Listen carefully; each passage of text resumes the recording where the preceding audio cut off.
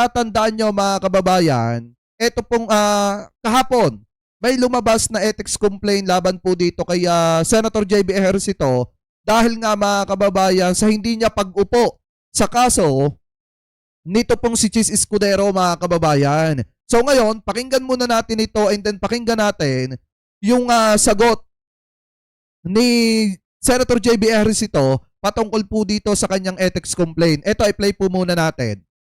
Naharap sa ethics complaint si Senator J.V. Ejercito. Ayon sa complainant na si Attorney Marvin Aceron, tila inupuan lang kasi ni Ejercito ang ethics complaint na isinampa laban kay Senador Chis Escudero. Kaugnay yan ng pagtanggap ng 30 million peso campaign donation mula sa isang government contractor.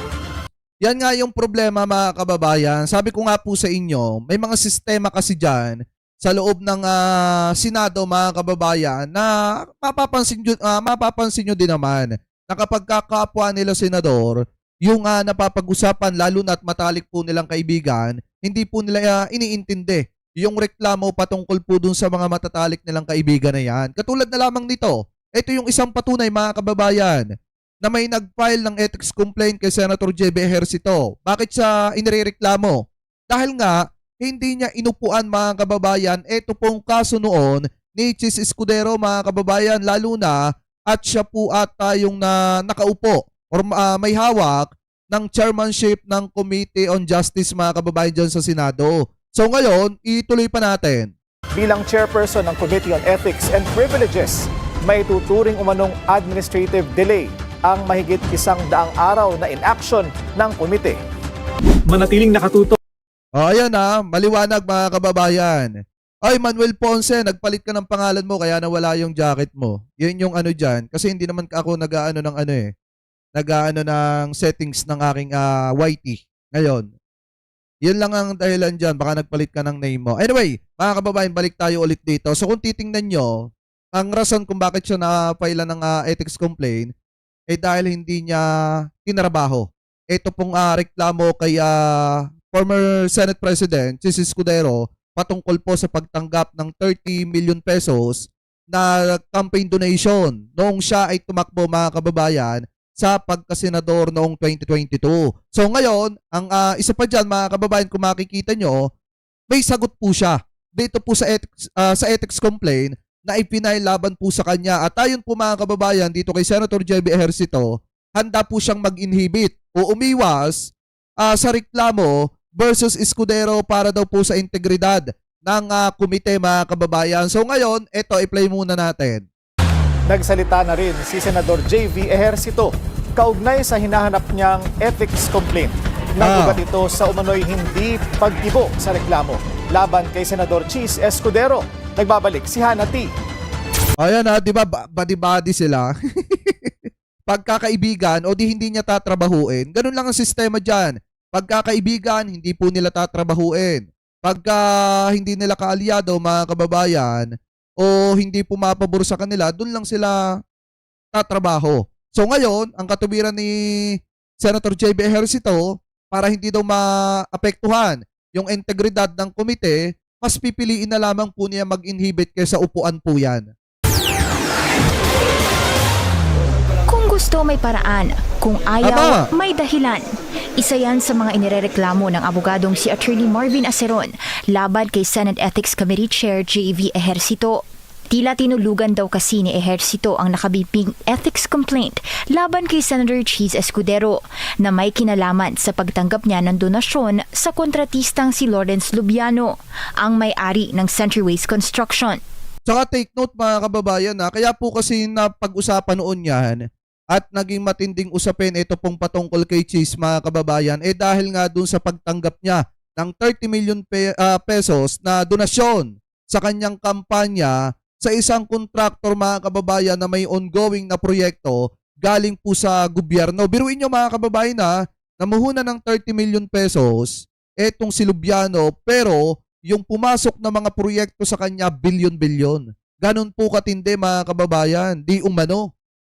Kaya nga masasabi natin kung iisipin nyo po mabuti parang ang nangyari dito, namuhunan siya ng 30 million pesos at ang bumalik sa kanya mga kababayan, tubong lugaw pa siya.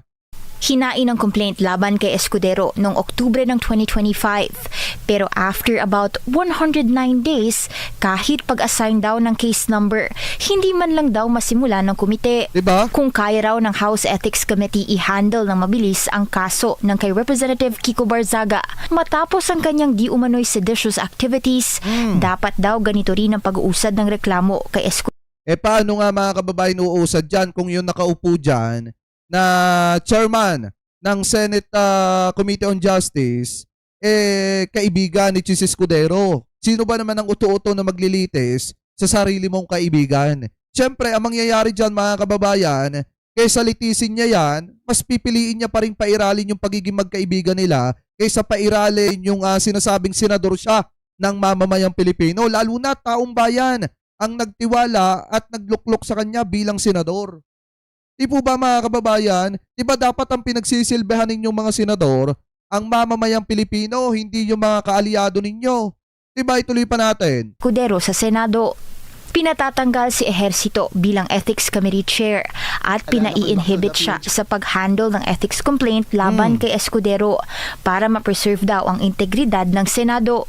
Sagot ni Ejercito, walang negligence sa bahagi niya dahil hindi pa buo ang membership ng kanyang komite, kaya hindi pa ito makapag-hold ng meetings o hearings. Daming dahilan. So, ano yung pinagsasabi niya? Di ba?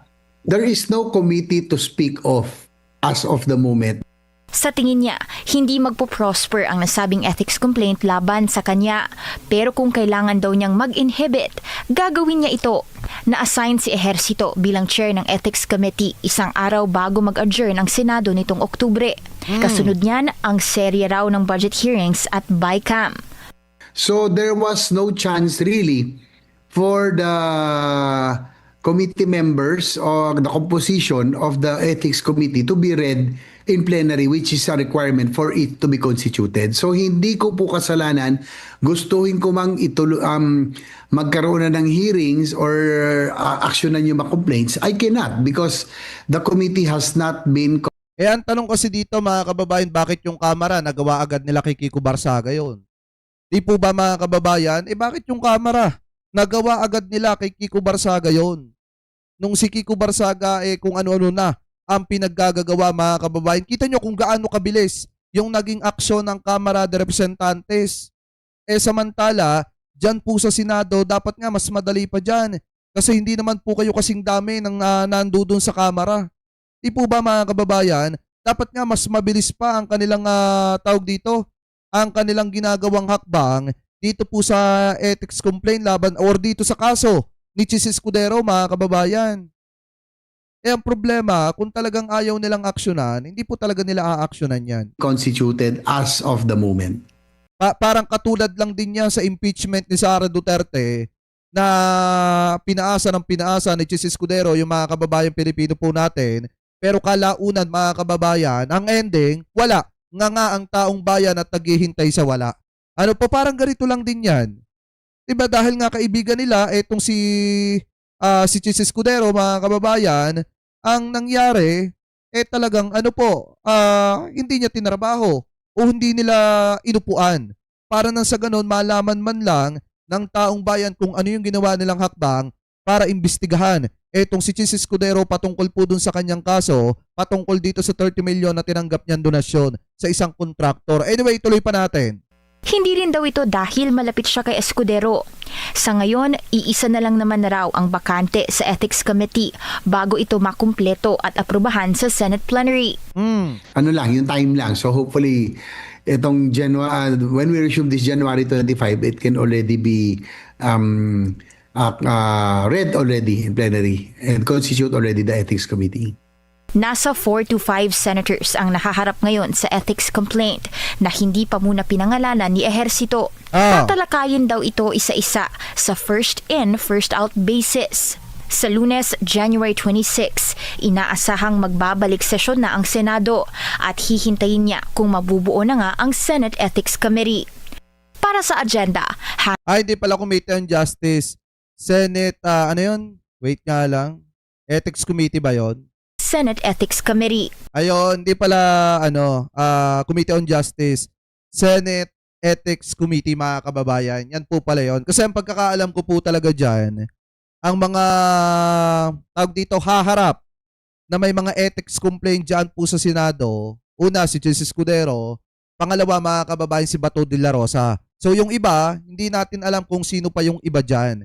Pero kung matatandaan nyo, di ba nagkasagutan dati si Nancy Binay at saka itong si Alan Peter Cayetano. Pero dahil nga 20th Congress na at tapos na yung 19th Congress, hindi natin alam kung papaano tatrabahuin yan ni Senator JB Ejercito. Pero ngayon, ang tingin natin dito mga kababayan, mukha po atang pag nagsimula ito at hindi pumasok si Bato de la Rosa, baka sunod na po siya na mapailan ng ethics complaint mga kababayan dahil hindi na nga po siya nagtatrabaho at hindi na nga po siya nagpapapasok. Hindi niya na ginagampanan yung kanyang trabaho bilang isang senador na halal ng sambayan ng Pilipino. So kayo, mga kababayan, kung kayo po ang tatanungin, ano po masasabi nyo, hingil po dyan?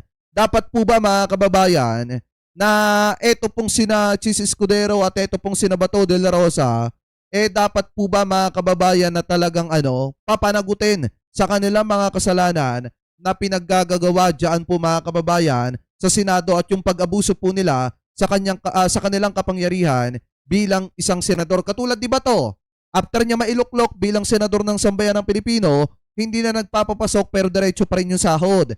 Dito naman mga kababayan kay Chis Escudero, mukha po atang takot upuan ni Senator JB Ejercito, di umano, dahil nga siguro kaibigan, mga kababayan. Pero kahit ganun pa man, ako naniniwala pa rin ako na ito pong Senado mga kababayan, gagawin nila kung ano yung tama. Pero ilan lang yung mga senador dyan na gagawa talaga ng tama. Ano po? Anyway, comment below na lamang po kung ano po masasabi nyo.